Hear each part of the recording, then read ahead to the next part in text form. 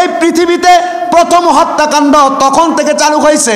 ওই হত্যাকাণ্ডের পরে এরা দুনিয়ার জমিনের মধ্যে যে মানুষ আপনারা মারি দেন, ওইখান থেকে কিন্তু জারি হয়েছে এই হত্যাকাণ্ড। পৃথিবীতে রক্ত হানাহানির কারণে বড় খারাপ অবস্থা থাকার কারণে তখন এক ভাইয়ের লাশটা পড়ে থাকছে, আল্লাহ তাআলা কুদরতিভাবে কাক নাজিল করছে আসমান থেকে। কাক, ওই কাকটা নাজিল হইয়া, চিল পাখি নাজিল হইয়া তাদের পাও দ্বারা ঢাকনা দিয়া একজন ভাইয়ের লাশটাকে দাফন করে ফেলাইছেন।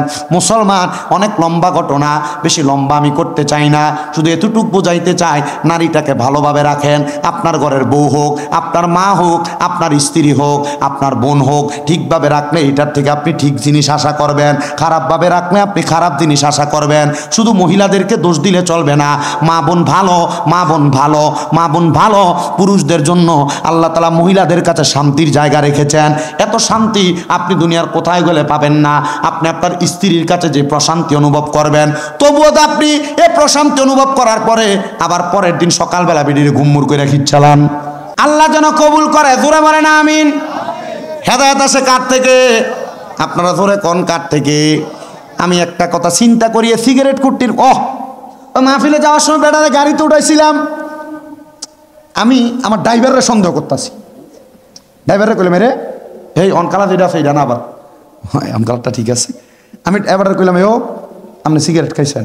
গাড়ি দুইটা আমি খুব চেতাছি, এই তোরা গাড়িতে সিগারেট খেয়ে উঠছ, দুর্গন্ধ হয়ে গেছে গাড়িটা, গুয়ের গন্ধ চাইতে খারাপ। আমার লোক একটি কসম টসম কাটতে লাগতেছে, হুজুর আল্লাহর দয়া আমরা খাইছি না। তারপরে আমি বুঝছি নতুন একজন আছে, কাকা আপনি কি সিগারেট খাইছেন? হ্যাঁ আর কয় না, মুখ দিয়ে আর হ্যাঁ কয় না। হুজুর ওই মুখে আমি আবার স্প্রে করে ফেলছি, করছি। এবার ড্রাইভারে তো চিন্তা করতেছে দোষটা তার উপরে পড়বো। হুজুর গাড়ির থেকে স্প্রে লয়ে মুখে মারছে, হের গন্ধ থেকে মুখের থেকে আইতাছে, এত দুর্গন্ধ। আমি চিন্তা করি যেগুলো সিগারেট খায় এরা বোঝে, এরা রাত্রবেলা খাট থেকে লাঠি দিয়ে ফেলা দেয় না, এটা এদের বড় সৌভাগ্য।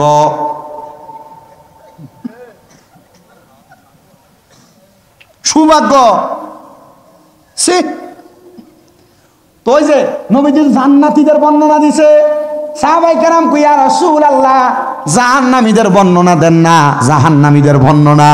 নবী আমার কয় কিয়ামতের আগে এমন অনেক মানুষ দেখবা যাদের মুখের ভিতরে আগুন। এবার সিদ্ধান্ত আপনারাই কোন কারার মুখের ভিতরে আগুন দেয়, যেটি সিগারেট খাইডির মুখের ভিতরে আগুন দেয়।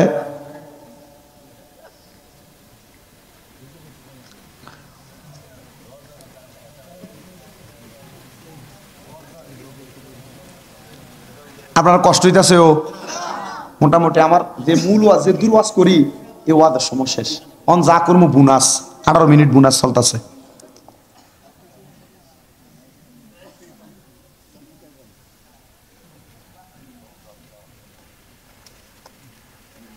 ধন্যবাদ, জাযাকাল্লাহ। আপনারা কষ্ট আর করেন না, কারণ আমরা সবাই বয়স্ক মানুষ। এই গুণা যদি আজ দিও পরে এটি কান্দলে আর পারতাম না। তাহলে সিগারেট যারা খান বড় সাবধান, দুধ ডিম খেয়ে নি টিয়াটা দিয়ে। 5টিও যদি দাম হয়, একটা সিগারেট করে যদি 6টাও যদি খায় তাহলে 30 টিয়া।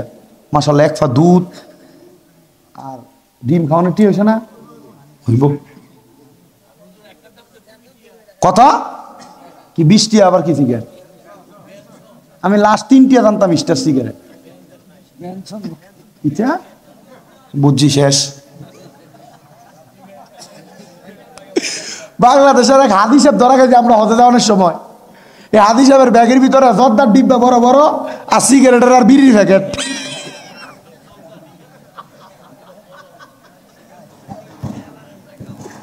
কি দেরি আমি পরে দিলাম, কাকু এবার বইয়ে রয়েছে যে আমি দেখলাম যে বেটার যে মোয়াল্লিম এবার আর বেটার লয়ে যায় না। মোয়াল্লিমে আমরা আগে মানা করে দিছি জনেরই না আনে। আমি দিকে গেলাম, কাকা আপনি এটি কিনতে লইছেন?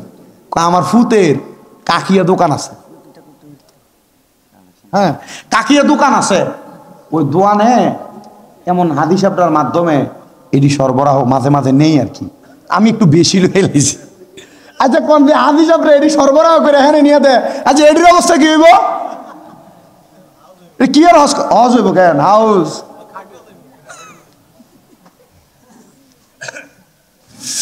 আল্লাহ তাআলা আমাদেরকে বোঝার তৌফিক দান করে, জোরে বলেন আমিন। তাহলে একটা সংসারে মেয়েরা যদি অশান্তির কারণ হয় কয় কারণে?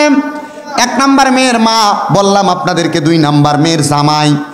আপনার বউ যে সংসারে অশান্তি করতেছে, এই অশান্তির কোনো কারণের মধ্যে আপনি জামাই পড়েন কিনা আপনি আগে দেখবেন, সিগারেট খান কিনা দেখবেন, অন্য কোনো মহিলার সঙ্গে অবৈধ সম্পর্ক আছে কিনা দেখবেন, আপনার সংসার চালানোর দিক দিয়া কোনো অবহেলা আছে কিনা দেখবেন।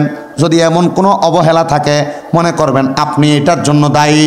আর 3 নাম্বার কারণ হইল, কোনো মেয়েদেরকে যদি তার শ্বশুর শাশুড়ি মাইয়ার নজরে না দেখে তখন অশান্তি তৈরি হয়। কথা বুঝছেন? আপনি আপনার বাড়িতে একটা মেয়ে বিয়ে করে আনছেন, আপনি চান আপনার মেয়েটা তার শ্বশুর বাড়িতে যাইয়া ভালো থাকুক, শান্তিতে থাকুক, কাজ কম করুক, কিন্তু ফুতের বোর্ডারে আপনি রং ফিরা বদুল্লার মতো খাটান। কি আজব নিয়ম! এই জন্য পৃথিবীতে যখন হত্যাকাণ্ড হয়েছিল এটার কারণ ছিল মেয়েরা। কারণ ছিল কারা? মেয়েদেরকে আমি অবহেলা করছি না, মেয়েরা সম্মানিত, ইসলাম তাদেরকে যথেষ্ট মর্যাদা দিছে।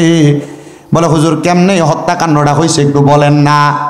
আল্লাহ তাআলা পৃথিবীতে যখন হযরত আদম আলাইহিস সালাতু ওয়াস সালাম রে পাঠাইছে, আদম আলাইহিস সালাতু ওয়াস সালাম এবং মা হাওয়া আলাইহিস সালাতু ওয়াস সালাম যখন দুনিয়াতে মিলিত হইছেন, আল্লাহ তাআলা মানব জাতিকে বৃদ্ধি করার জন্য আদম নবীর স্ত্রী আমাদের মা হযরত হাওয়া আলাইহিস সালাতু ওয়াস সালামের গর্ভ থেকে যখন সন্তান জন্ম দেয়াইতেন, জোড়ায় জোড়ায় যমজ সন্তান জন্ম দেয়াইতেন।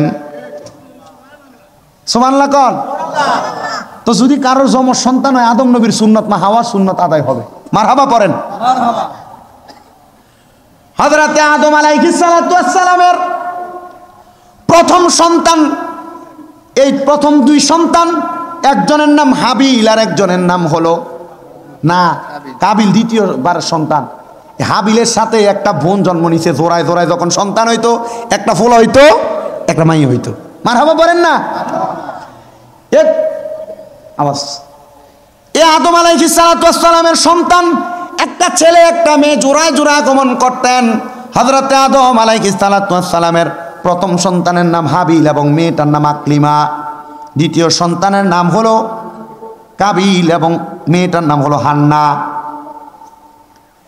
এই 4 জন তবুও পরবর্তীতে জোড়ায় জোড়ায় আগমন করেছে সন্তান। এই হাবিল এবং কাবিল, আল্লাহ তাআলার আদেশ ছিল, আদম নবী আপনি আপনার সন্তানদের মাঝে, আপনি অনেক সন্তানদের মাঝে প্রথম মেয়েটার সাথে দ্বিতীয় ছেলেটার বিয়া, দ্বিতীয় ছেলেটার সাথে প্রথম মেয়েটার বিয়ে এভাবে করান, বিয়েটা এভাবে করেন। আদম আলাইহিস সালাতু ওয়াস সালাম এদের জন্য বিবাহের ইন্তজাম করছে, কিন্তু প্রথম ভাই তাকায় দেখলেন আদম আলাইহিস সালাতু ওয়াস সালামের ছেলে কাবিলের সাথে যে মেয়েটা আগমন করেছিল, ওই মেয়েটা একটু গায়ের বর্ণ ছিল শ্যামলা বর্ণের, কালো বর্ণের, কিন্তু হযরত আকলিমা নামক যে মেয়েটা আগমন করছে, মেয়েটার চেহারা বড় সুন্দর। চেহারা কি সুন্দর! এখন আল্লাহ তো আইন করছে, প্রথম ছেলেটার সাথে দ্বিতীয় মেয়েটা, দ্বিতীয় ছেলেটার সাথে প্রথম মেয়েটার বিয়া দিয়া দিবেন। এটা কিন্তু এখন জায়েজ নাই, সাবধান। এটা আদম আলাইহিস সালাতু ওয়াস সালামের যুগের কথা বলতেছি। আল্লাহ তাআলার আদেশ মোতাবেক আদম আলাইহিস সালাতু ওয়াস সালাম সুন্দর বিয়ার ইন্তজাম করলেন, কিন্তু ওই ভাই দুইটার মধ্যে বড় দ্বন্দ্ব। কারণ কি? কারণ যে ভাই কাবিল উনি চায় না উনি ওনার কালো বোনটাকে বিয়ে করতে, আর একটা ভাই যেটা সুন্দর উনি চায় না কালো বোনটা বিয়ে করতে, উনি চায় সুন্দরটারে করতে। এখন এটার মাঝে 2 ভাইয়ের মাঝে বড় দ্বন্দ্ব। আল্লাহ তাআলা আদেশ করে দিয়েছেন 2 ভাইয়ের কাছে, তোমরা তাড়াতাড়ি আল্লাহর রাস্তার মধ্যে কোরবানি করো। ওই যে কোরবানির ওয়াজও এখানে চলে আসে, কোরবানি করো, কিন্তু দ্বন্দ্বটা কারে লইয়া? বেড়া না বেডি লইয়া? মহিলা লইয়া দ্বন্দ্ব। কোরবানি করো, যার কোরবানি কবুল করা হবে ওই ব্যক্তিটা দুনিয়ার জমিনের মধ্যে থাকা অবস্থায়, ওই ব্যক্তিটা দুনিয়ার জমিনের মধ্যে সবচাইতে সফল কাম হবে এবং ওই সুন্দর বোনটাকে বিয়ে করবে। মুসলমান ও নবীর উম্মতের দলেরা, এবার যখন আল্লাহ তাআলার দরবারে যখন 2টা করে দুম্বা কোরবানি করা হয়, এগুলা কাইটা 2টা পাহাড়ের উপর যখন রেখে দেওয়া হইল, এই 2টা পাহাড়ের মধ্যে রেখে দেওয়ার কারণে আল্লাহ তাআলার উপর থেকে আসমান থেকে ঠাড়া যেমন মারে, এমন আগুনের ঝিলিকা ইসা একটারে জ্বালাইয়া দিছে। মানে যেটারে জ্বালাইছে এটা আল্লাহ কবুল করছে, যেটা জ্বালায় নাই এটারে কবুল করে নাই। এটা করার কারণে এবার যে ভাই এটা কবুল করছে ওই ভাই তো সুন্দরটাকে বিবাহ করবে। এবার চিন্তা করলেন সুন্দরটাকে বিবাহ করতে তাকে দেওয়া যাবে না। এবার ওই এক ভাই আরেক ভাইকে যখন হত্যা করলেন, এ জায়গার ভিতরে যখন আল্লাহ কবুল করে নিছে তবু আর মানে না বিচার, হত্যা করে ফেলছে একজন আরেকজন ভাইকে। হত্যা করার কারণে এই পৃথিবীতে প্রথম হত্যাকাণ্ড তখন থেকে চালু হয়েছে। ওই হত্যাকাণ্ডের পরে এরা দুনিয়ার জমিনের মধ্যে যে মানুষ আপনারা মারি দেন ওইখান থেকে কিন্তু জারি হয়েছে এই হত্যাকাণ্ড। পৃথিবীতে রক্ত হানাহানির কারণে বড় খারাপ অবস্থা থাকার কারণে তখন এক ভাইয়ের লাশটা পড়ে থাকছে, আল্লাহ তাআলা কুদরতিভাবে কাক নাজিল করছে আসমান থেকে। কাক, ওই কাকটা নাজিল হইয়া চিল পাখি নাজিল হইয়া তাদের পাও দ্বারা ঢাকনা দিয়া একজন ভাইয়ের লাশটাকে দাফন করে ফেলাইছেন। মুসলমান, অনেক লম্বা ঘটনা, বেশি লম্বা আমি করতে চাই না, শুধু এতটুকু বোঝাইতে চাই নারীটাকে ভালোভাবে রাখেন। আপনার ঘরের বউ হোক, আপনার মা হোক, আপনার স্ত্রী হোক, আপনার বোন হোক, ঠিকভাবে রাখলে এটার থেকে আপনি ঠিক জিনিস আশা করবেন, খারাপভাবে রাখলে আপনি খারাপ জিনিস আশা করবেন। শুধু মহিলাদেরকে দোষ দিলে চলবে না। মা বোন ভালো পুরুষদের জন্য আল্লাহ তাআলা মহিলাদের কাছে শান্তির জায়গা রেখেছেন। এত শান্তি আপনি দুনিয়ার কোথায় গেলে পাবেন না। আপনি আপনার স্ত্রীর কাছে যে প্রশান্তি অনুভব করবেন, তবুও তো আপনি এই প্রশান্তি অনুভব করার পরে আবার পরের দিন সকালবেলা বেরিয়ে ঘুমমুর করে খিচ্ছালান কি? আল্লাহ তাআলা জান্নাতের মজা, জান্নাতের স্বাদ আপনার স্ত্রীর মাঝে আপনার দিয়ে দিছে, অস্বীকার করতে পারবেন? আমি বুঝি না সামান্য বিষয় নিয়ে কে সময় কেমন গুরুম করে খিচ্ছালা।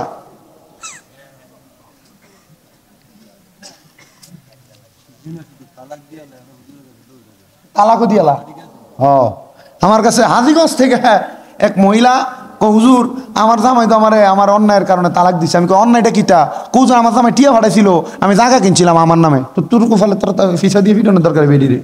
জামাই টিয়া ভাড়াইছিল, তুই জায়গা কিনিস তোর নামে। হুজুর আরো কুদুর করছিলাম, আমার মার নামে আধা ঘন্টা কিনছি। আর ওই শ্বশুর শাশুড়িটি কেমন ব্যাক কল, জিএস জামাই টাকা দিয়ে তুই কেমনে চলস? শরম লাগে না?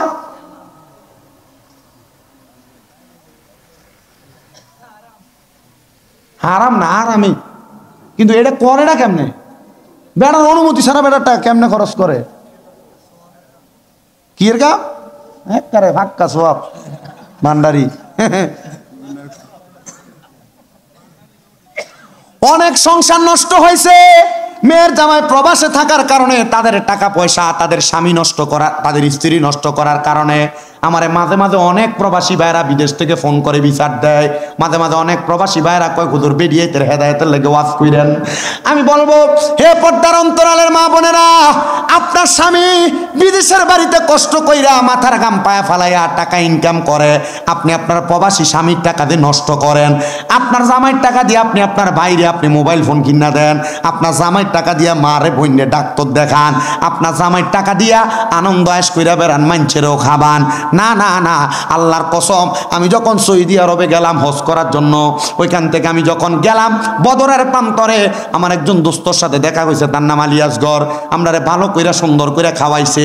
এরপরে আমি আসার পরে রাস্তায় দেখছি বাংলাদেশি 5 জন প্রবাসী, মুরাদনগরে বাড়ি, তারা রাস্তার পাশে কাগজ বিছিয়া বিছিয়া ভাত খাইতেছে রাস্তার পাশে।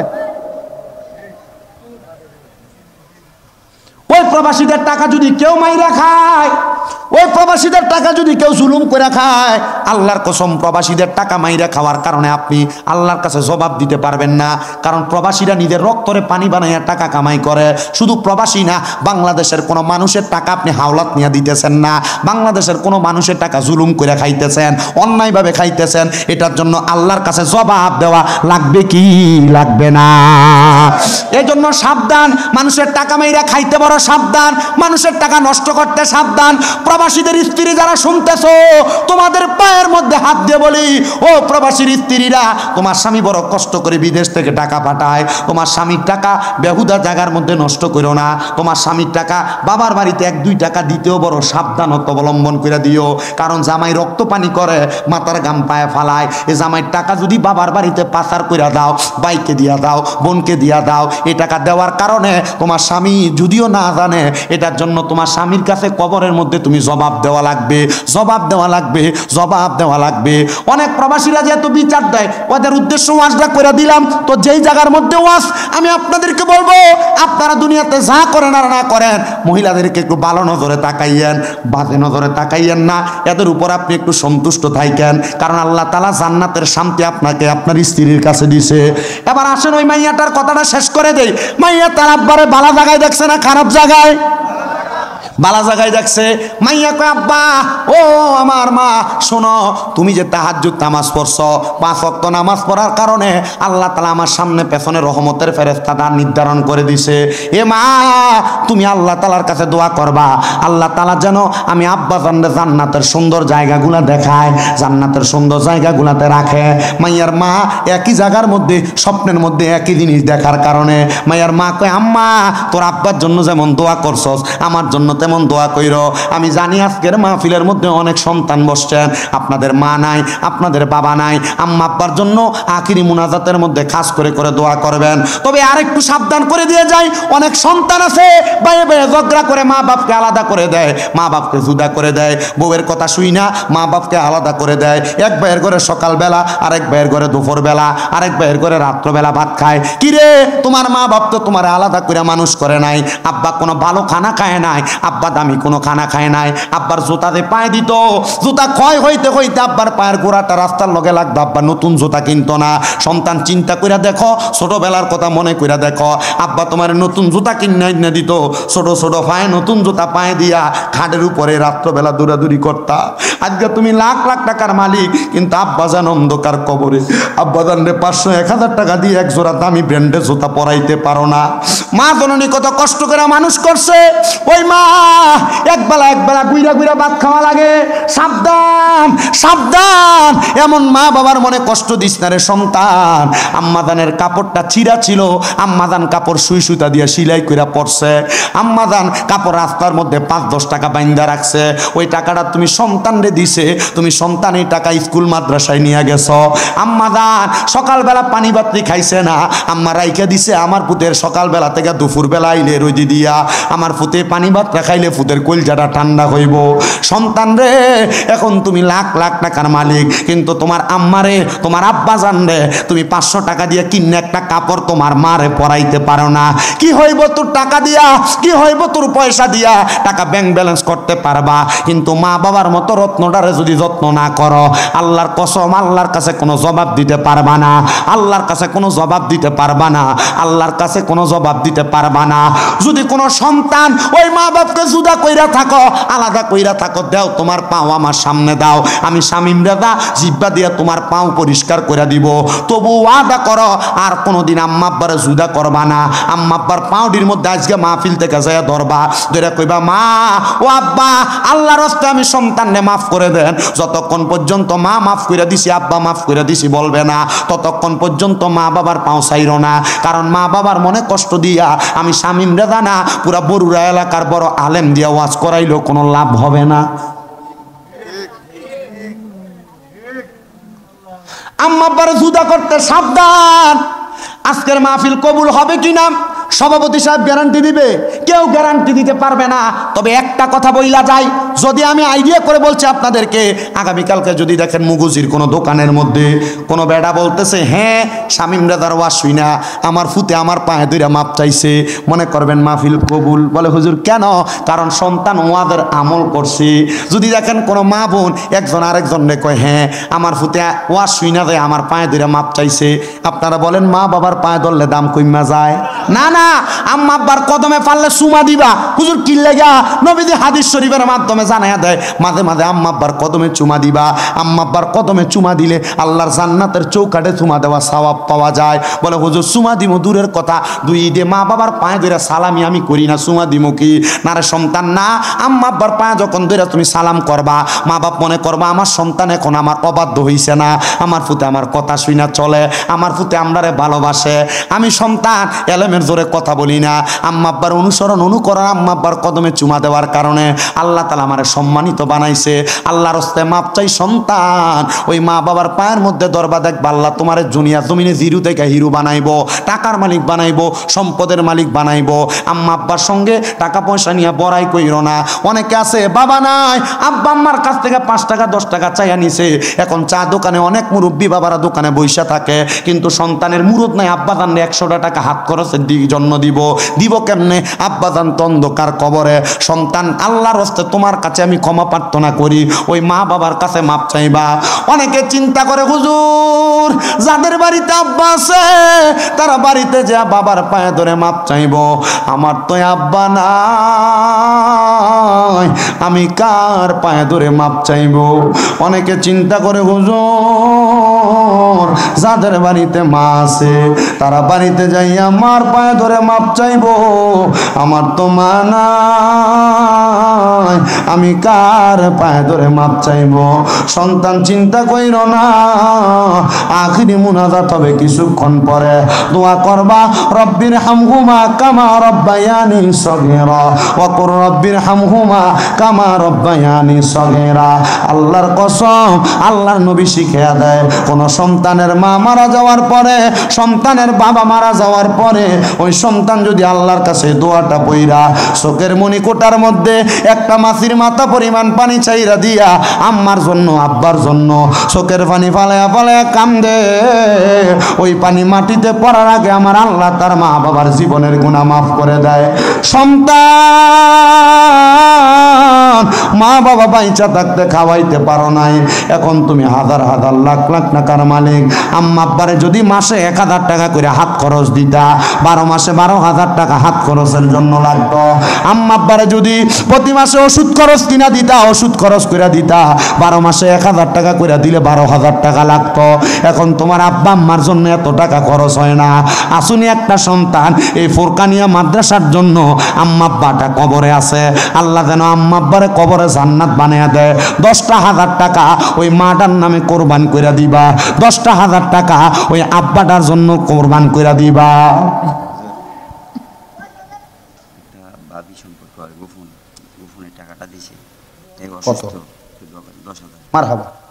আল্লাহ এলাকার একজন মা জননী, উনি নামটা গোপন রাখছেন, গোপনে গোপনে তোমার নবীর মাদ্রাসার মধ্যে 10,000 টাকা করলো জমা।